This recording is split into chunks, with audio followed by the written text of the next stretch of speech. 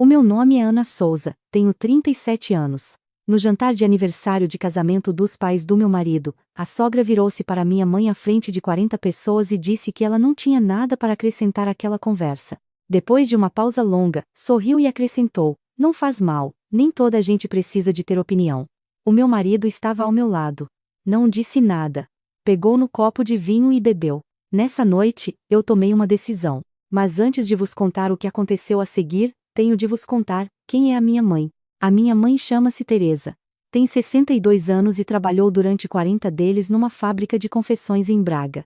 Entrava às 6 da manhã, saía às 6 da tarde, e às vezes ficava até às 8 quando havia encomendas urgentes. As mãos dela têm calos que nunca desapareceram, mesmo depois de se reformar. São calos das agulhas, do tecido áspero, das tesouras que abriam e fechavam centenas de vezes por dia. Quando eu era pequena, ela chegava a casa, e mesmo assim preparava o jantar, ajudava-me com os trabalhos de casa, costurava à mão as bainhas das minhas calças, porque eu crescia rápido demais, e não havia dinheiro para comprar roupa nova, todos os meses. O meu pai esteve presente, ao contrário de muitos. Mas esteve presente de uma forma que às vezes era quase igual a não estar. Bebia. Não sempre, não de forma violenta, mas de forma constante. Aquela bebida silenciosa que vai consumindo o dinheiro, os planos e a esperança sem fazer barulho. A minha mãe nunca falou mal dele para mim. Quando eu perguntava por que é que o pai não vinha ao meu espetáculo da escola, ela dizia que ele estava cansado. Quando eu perguntava por que é que não tínhamos dinheiro para a excursão, ela dizia que ia tratar disso. E tratava sempre. Às vezes, eu não percebia de onde vinha o dinheiro. Só mais tarde percebi que ela guardava escondido, em caixas de sapatos no fundo do roupeiro, para que ele não gastasse. Quando tinha 16 anos, percebi tudo. Percebi e fiz o que uma filha de 16 anos faz quando percebe que a mãe aguenta em silêncio coisas que não devia aguentar. Fiquei furiosa durante um tempo. Depois fui ver a minha mãe a trabalhar, um dia que fui levar-lhe o almoço à fábrica. Vi ali, com aquelas mãos, com aquela postura, concentrada, precisa, sem se queixar. E deixei de estar furiosa. Fiquei determinada. Entrei no curso de gestão de empresas na Universidade do Minho com média de 18. A minha mãe comprou um bolo no dia em que soube. Um bolo pequeno, de pastelaria, com um laço de plástico cor-de-rosa em cima. Pusemos-lo na mesa da cozinha, e comemos as duas em silêncio, uma à frente da outra, a rir sem razão aparente. Aquele foi um dos melhores momentos da minha vida. Estudei, trabalhei, não dormi o suficiente durante 4 anos. Depois de me licenciar, fui trabalhar para uma empresa de consultoria em Lisboa. Aprendi o que precisava de aprender, conheci as pessoas que precisava de conhecer, e ao fim de 5 anos percebi que sabia mais do que muitos dos meus chefes, mas ganhava muito menos.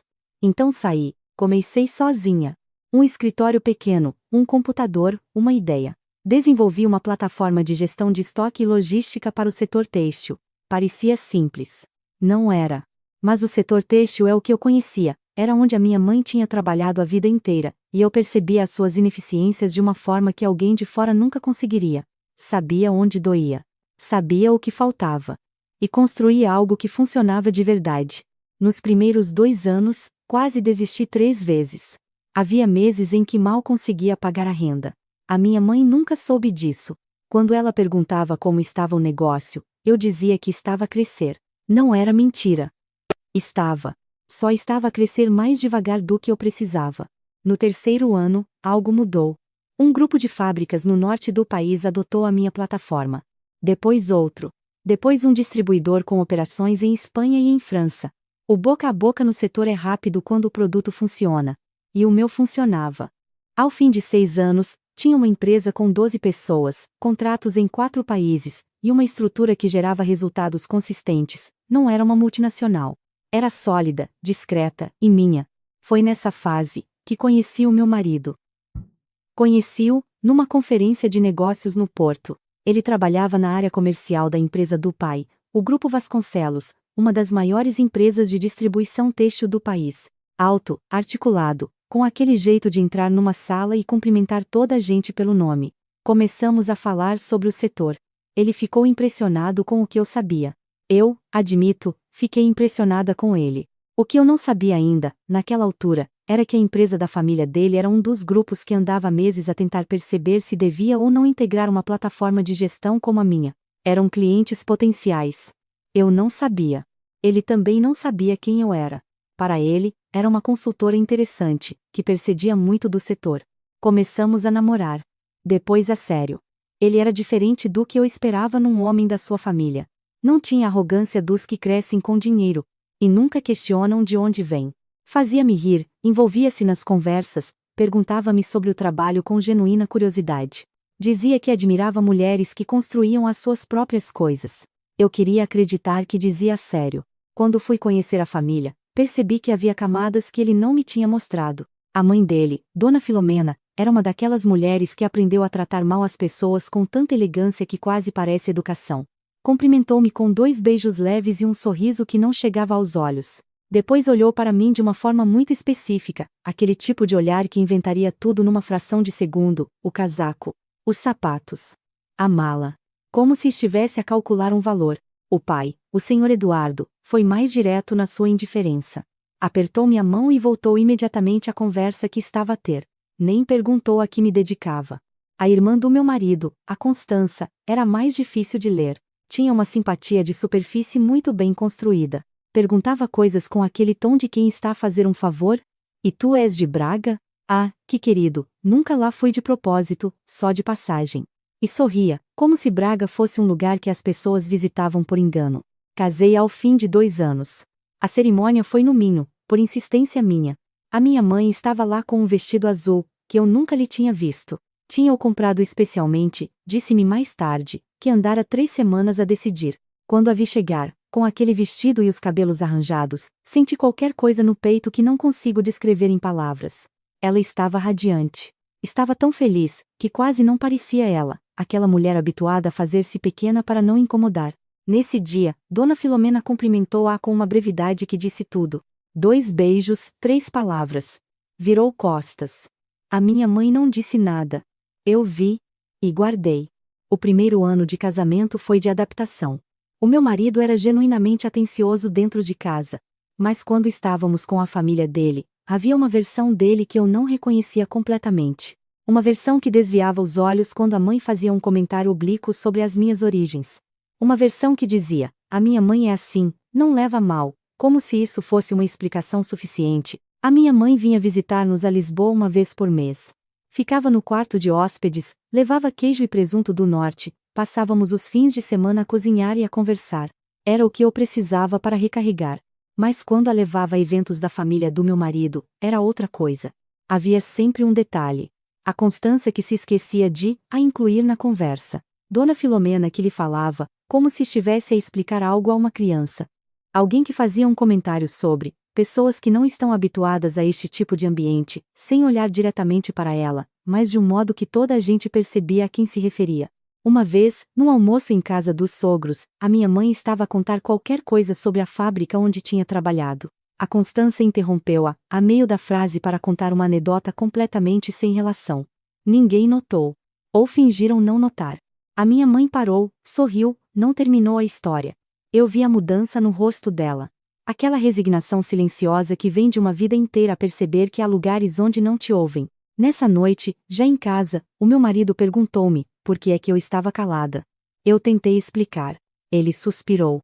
Ana, a minha irmã não fez nada de propósito. Tu às vezes és demasiado sensível, em relação à tua mãe. Demasiado sensível. Guardei essa frase. Juntei-a às outras. A empresa da família dele, o Grupo Vasconcelos, tinha estado em negociações com um fornecedor de software de logística há mais de um ano. Eu sabia porque um dos seus colaboradores tinha contactado a minha empresa, como parte de um processo de comparação de fornecedores. Nunca revelei ao meu marido que a minha empresa estava nessa lista. Não foi por estratégia, foi por instinto. Queria perceber o que diria de mim, se não soubesse quem eu era. Disse coisas bonitas. Disse que era trabalhadora, inteligente, determinada. Disse que admirava o que eu tinha construído. Mas quando o assunto virava para os negócios da família, havia uma separação clara entre o mundo dele e o meu. O Grupo Vasconcelos. Era uma coisa grande e séria. O que eu fazia era o negócio da Ana, dito com um afeto que carregava uma ligeira condescendência. Chegou o mês de setembro. Os sogros faziam 30 anos de casados. Decidiram comemorar com um jantar numa quinta no Douro, uma propriedade que pertencia a um amigo de negócios. 50 convidados. Mesa longa, vale ao fundo, pôr do sol sobre o rio. O tipo de evento que serve mais para exibir do que para celebrar. O meu marido disse-me que a minha mãe também estava convidada. Fiquei surpreendida. Depois percebi que ele tinha mencionado o convite sem pensar muito nisso, como quem diz que sim, a algo que não acredita que vai acontecer. Mas eu já tinha dito à minha mãe. E ela, pela primeira vez, não resistiu. Talvez estivesse cansada de resistir. Talvez sentisse que era uma oportunidade de estar comigo, não sei. Disse apenas: se tu queres que eu vá, vou. Tratei de tudo. Compramos um vestido juntas numa tarde em Braga, cinzento, simples, bonito. Ela protestou com o preço. Eu disse-lhe que era um investimento. Ela sorriu sem perceber o duplo sentido. No dia seguinte, fui com ela ao cabeleireiro. Ela sentou-se na cadeira com aquela postura de quem não está habituada a ser tratada, aquele jeito de pedir desculpa por existir. Mas quando a cabeleireira terminou e ela se viu no espelho, ficou um momento quieta. Depois disse baixinho: estou muito diferente. Não era uma queixa. Era quase uma pergunta. Eu pus a mão no ombro dela. Estás linda, mãe. Chegamos à quinta às 8 da noite. O portão estava aberto e iluminado. Havia carros que valiam mais do que o apartamento, onde a minha mãe viveu, durante 20 anos. Ela apertou-me o braço, quando saímos do carro. Não disse nada. Eu também não precisei. Dona Filomena recebeu-nos na entrada com aquela precisão de anfitriã experiente, cumprimentou-me com 2 beijos e um comentário sobre o vestido que eu usava. Depois virou-se para minha mãe. Houve uma pausa muito pequena, daquelas pausas que só existem, para que o outro sinta. Teresa. Que bom que conseguiste vir. O conseguiste, tinha um peso específico. Como se chegar ali fosse uma conquista improvável. A minha mãe respondeu com uma gentileza genuína que Dona Filomena não merecia. A quinta é linda. Obrigada pelo convite. O jantar estava marcado para as 9. Havia lugares com cartões com os nomes. Quando encontrei o meu, reparei que o da minha mãe não estava na mesa principal. Procurei. Encontrei numa mesa lateral, encostada a uma parede coberta de era, com outras 4 pessoas, o motorista da família que servia também de assistente pessoal, a coordenadora do evento, e 2 fornecedores de menor escala, que tinham sido incluídos quase como cortesia. O estômago fechou-se. Fui falar com Dona Filomena. Ela estava a conversar com um grupo perto da varanda. Esperou que eu acabasse de falar antes de responder, como se a minha preocupação fosse uma interrupção menor. Ana, a mesa principal está cheia de pessoas que se conhecem há anos. Achei que a tua mãe ficaria mais à vontade, entre pessoas mais acessíveis. É só para ela não se sentir fora do lugar. Disse fora do lugar, com um cuidado que era, ele próprio, uma forma de crueldade. Voltou a conversa. Fui ter com o meu marido. Ele estava a falar com o pai e com 2 sócios do grupo. Puxei-o levemente pelo braço. Expliquei em voz baixa. Ele olhou para mim com uma expressão que eu conhecia bem, aquela que dizia que eu estava a criar um problema onde ele preferia não ver nenhum. Ana, não é a altura. Vamos falar depois. Depois. Sempre depois. A minha mãe já tinha encontrado seu lugar. Estava sentada na mesa lateral, com um copo de água à frente, a olhar para a paisagem do Douro com uma expressão que tentava ser serena. As mãos estavam no colo, entrelaçadas. Eu conhecia aquela posição. Era a posição que ela adotava quando estava a aguentar algo sem mostrar que estava a aguentar. Sentei-me na mesa principal. Ao meu lado, o meu marido. À minha frente, a Constança. Dona Filomena na cabeceira, o senhor Eduardo na outra ponta. Entre eles, parceiros de negócios, amigos de longa data, gente cujas conversas giravam em torno de propriedades, de viagens e de retornos sobre investimento. A certa altura, entre o peixe e a carne, o senhor Eduardo virou-se para o grupo e começou a falar sobre uma parceria que o Grupo Vasconcelos estava a fechar com um distribuidor francês. Era uma expansão importante. Havia orgulho na voz dele. Depois olhou para mim e disse, com aquele tom de quem inclui alguém numa conversa por obrigação social: a Ana também trabalha na área, não trabalha? Consultoria, é isso? É. O meu marido respondeu antes de eu poder: sim, tem uma empresa pequena de software. Empresa pequena. Disse-o sem pensar. Ou com demasiado pouco cuidado para pensar. A Constança sorriu para o lado. Que querido. É mesmo importante as pessoas terem os seus projetinhos. Projetinhos. Projetinhos. A mulher ao lado dela, uma amiga de Dona Filomena com um colar de pérolas e um sotaque de quem passou anos em Inglaterra, acrescentou: eu acho que sim. Ter uma ocupação é tão saudável, especialmente para mulheres que não precisam de trabalhar por necessidade. Olhou para mim com um sorriso que devia ser simpático, mas não era. Ninguém contestou. O meu marido olhou para o prato. Foi então que Dona Filomena aproveitou um momento de pausa na conversa para se dirigir ao grupo de uma forma que parecia geral, mas não era. Sabe o que me preocupa nestes jantares? As conversas que não têm substância. Há pessoas que chegam a um lugar assim e não têm nada para acrescentar.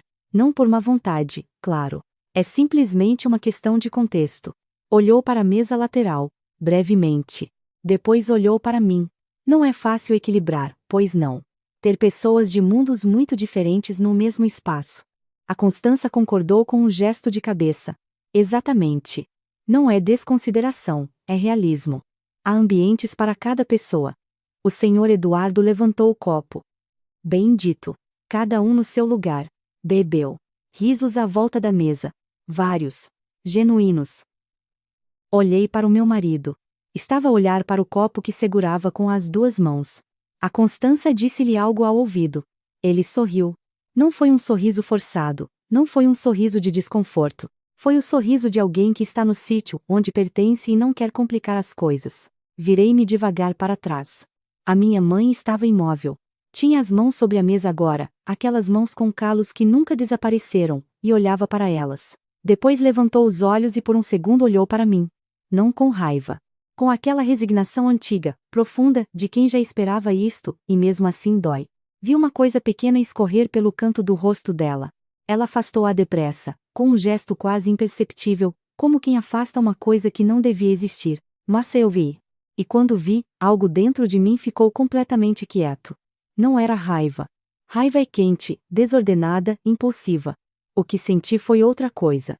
Uma clareza fria e absoluta, como quando ligam as luzes num quarto escuro, e de repente vês tudo, com uma precisão que já não tem retorno. Vi o padrão inteiro. Jantar a jantar, almoço a almoço, comentário a comentário.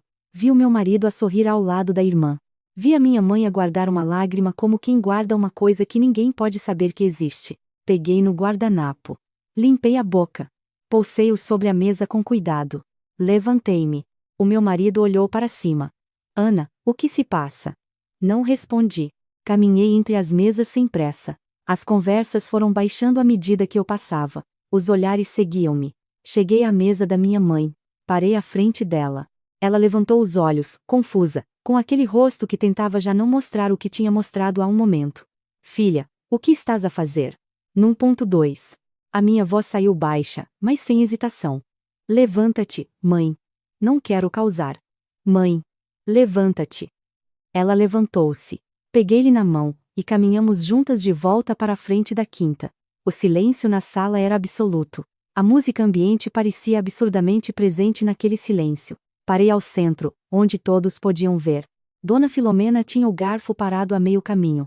O senhor Eduardo franzia as sobrancelhas. A Constança tinha um meio sorriso que ainda não tinha decidido o que era. O meu marido estava pálido. Respirei fundo. Quando falei, não gritei. Não precisei. Esta mulher que está ao meu lado. Apertei a mão da minha mãe. Esta mulher que vocês puseram numa mesa de lado. Como se fosse um pormenor incômodo. Esta mulher trabalhou 40 anos numa fábrica, de mãos dadas com agulhas e tecido, para que eu tivesse tudo o que ela não teve. Enquanto vocês estavam a fazer jantares de negócios em Quintas no Douro, ela acordava às 5:30 da manhã para chegar a horas. Dona Filomena abriu a boca. Eu não lhe dei espaço. Vocês olharam para ela e viram alguém que não pertence. Eu olho para ela, e vejo a única pessoa nesta sala, que construiu algo com as próprias mãos sem ter nada para começar. Olhei para o senhor Eduardo. Falou em cada pessoa no seu lugar. Então vou falar-lhe sobre lugares. A sala prendeu a respiração. O Grupo Vasconcelos está há 14 meses a avaliar fornecedores para modernizar a vossa plataforma de gestão de estoque e logística. O vosso departamento de operações contactou 3 empresas. Fez comparações. Está quase a fechar uma decisão. O rosto do senhor Eduardo mudou. Uma dessas empresas é a Norflow Systems. Silêncio. A Norflow Systems sou eu. O som de um garfo a pousar sobre a porcelana ecoou pela sala. A empresa pequena. O projetinho. Olhei para a Constança. O sorriso dela tinha desaparecido completamente. A ocupação saudável. Olhei para a mulher do colar de pérolas. Ela desviou os olhos. Nos últimos 6 anos, a Norflow cresceu para 12 países. Trabalha com 43 grupos industriais.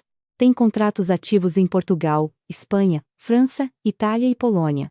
No ano passado faturou 4,2 milhões de euros. Pausa. E está sentada ao lado da porta da cozinha a olhar para o Douro enquanto vocês fazem comentários sobre ambientes e contextos. O senhor Eduardo levantou-se devagar. A voz saiu controlada, mas eu ouvi a fissura por baixo. Isso não pode ser verdade. Pode verificar. O vosso diretor de operações tem o meu nome no e-mail de há 3 semanas. Ele virou-se para o meu marido. O meu marido não respondeu. Estava a olhar para mim com uma expressão que eu não conseguia definir completamente. Surpresa, sim. Mas havia outra coisa. Não era orgulho. Dona Filomena levantou-se. Ana, isto é completamente desapropriado. Fazer uma cena num jantar de... Não é uma cena. A minha voz não tremeu. É uma informação. Amanhã de manhã o vosso departamento jurídico vai receber uma comunicação da Norflow a suspender o processo de negociação. Os termos que estavam em discussão não vão avançar. O senhor Eduardo deu um passo. Não podes fazer isso por causa de um jantar. Não é por causa de um jantar. É por causa de tudo o que aconteceu antes deste jantar. E de tudo o que acabou de acontecer aqui. Olhei à volta. Vários dos presentes tinham telemóveis na mão. Um homem mais velho, de fato escuro, sussurrava para o parceiro ao lado. Ouvi a palavra, contrato, e depois risco. Virei-me para o meu marido. A minha voz baixou, não por fraqueza, por peso. Tu sabias o que acontecia. Vias e ficavas quieto. Pior do que isso. Rias. Ele abriu a boca. Ana. Por favor. Não é um homem que deixa humilhar a mãe da mulher dele e sorri enquanto isso acontece não é um homem com quem eu consigo continuar. Olhei para a mão esquerda. O anel estava lá, como sempre, brilhante sob as luzes da quinta. Tirei-o devagar. O silêncio era tão absoluto, que ouvi o metal deslizar pelo dedo. Pusei-o sobre a mesa, ao lado de um copo de vinho tinto, que ainda estava cheio. Não há nada para conversar. O meu marido deu um passo na minha direção. Carla. Engoliu o nome errado que saiu sem querer. Disse o meu a seguir, Ana. Por favor. Tu fizeste isto, disse-lhe. Não eu. Isto. Cabe. Bem. Abi. Virei-me para minha mãe. Ela estava ali de pé. A tremer ligeiramente, os olhos vermelhos mas a boca firme. Havia nela aquela força que eu conhecia desde criança, aquela resistência silenciosa que nunca se tornava espetáculo. Limpei-lhe o rosto com cuidado. Passei os dedos pela face dela como ela fazia as minhas quando eu era pequena e acordava com um pesadelo. Peguei-lhe nas mãos, aquelas mãos com calos, aquelas mãos que eram um arquivo inteiro de tudo o que ela tinha dado. Vamos, mãe. Ela não respondeu com palavras. Apertou a minha mão com uma força que não esperava dela, aquela força de quem segura o que mais importa. Caminhamos juntas até a saída. Passamos pelas mesas, pelas cadeiras, pelos rostos. Ninguém falou. Ninguém se mexeu. O único som era o dos nossos passos sobre o piso de pedra. Quando chegamos à entrada, a minha mãe parou um momento. Olhou para trás, uma vez, para aquela sala cheia de silêncio. Depois olhou para mim. E sorriu. Não um sorriso de vitória. Era o sorriso que ela tinha quando me esperava na escola, e me via aparecer ao fundo do corredor. Aquele sorriso que dizia que estava tudo bem, que ela estava ali, que era suficiente. Antes de cruzar a porta, parei. Não me virei. Mas disse, alto o suficiente para que toda a sala ouvisse, o respeito não é um detalhe de protocolo. É o mínimo que se deve a qualquer pessoa que entra numa sala. E quando uma família não percebe isso, talvez precise de aprender sozinha o que vale aquilo que tem. Saímos para o ar da noite. O Douro estava ali embaixo, escuro e largo, com as luzes das quintas a refletirem-se na água. Cheirava a vinha, a terra úmida, aquela coisa inconfundível que é o norte quando é setembro. A minha mãe pôs o casaco mais apertado. Eu passei-lhe o braço pelos ombros. Entramos no carro em silêncio. Conduzi durante uns minutos sem falar. Ela olhava pela janela para as vinhas que passavam. Depois, muito baixinho, disse: Aquilo que disseste sobre a empresa. É tudo verdade? É tudo verdade, mãe. Ela ficou em silêncio. Depois, há quanto tempo? 6 anos. Mais silêncio. Depois ouvi-a respirar fundo, aquela respiração de quem estava a organizar muita coisa ao mesmo tempo. E o Rodrigo não sabia. Não da escala. Sabia que tinha uma empresa. Não sabia o resto. Ela não disse mais nada durante um tempo. Depois pousou a mão sobre a minha, ali no volante. Ficou assim. Mãe, diz. Desculpa não ter feito isto antes. Ela apertou a minha mão. Não tens nada que pedir desculpa. Tu fizeste o que devias fazer. Pausa. E fizeste bem. Mino. Mino. Pausa. Mino. Abia. Mino. Mino. Ficamos as duas em silêncio o resto do caminho, a mão dela sobre a minha, como quando eu era pequena e ela me levava de mão dada através das ruas de Braga para não me perder. Ficamos em Braga nessa noite. Na casa dela, com a cozinha pequena e as fotografias nas paredes e o cheiro de casa de sempre. Ela fez chá. Sentámo-nos à mesa da cozinha, aquela mesa onde ela me ajudara tantas vezes com os trabalhos de casa, onde tínhamos comido o bolo com o laço cor-de-rosa quando entrei na faculdade. Ela pôs as chávenas entre as mãos e ficou a olhar para o chá durante um momento. Lembras-te quando fazíamos aquelas sopas de inverno com o que havia na despensa? Eu lembrava-me. Tu dizias que a sopa era melhor assim, com menos ingredientes. Dizia para não ficares triste. Olhei para ela. Eu sabia. Eu sei que sabias. Ela sorriu. Mas ajudava na mesma, não ajudava.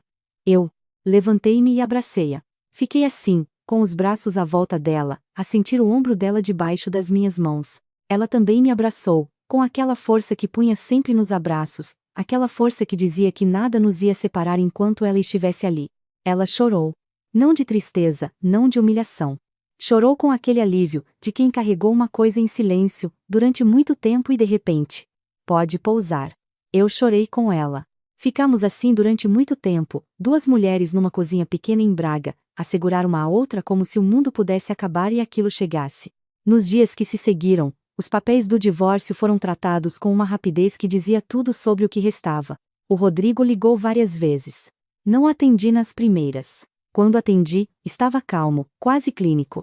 Disse que percebera. Disse que tinha estado errado. Disse que precisávamos de conversar. Eu disse-lhe que não havia mais nada para conversar, que ele soubera sempre o que acontecia, e escolhera ficar quieto, e que isso era uma escolha que tinha consequências. Ele não disse mais nada. Assinou tudo sem contestar. Dona Filomena enviou uma mensagem longa, primeiro indignada, depois com um tom diferente, mais cauteloso. O senhor Eduardo tentou chegar a mim através de um intermediário que trabalha no setor. Recusei todas as reuniões.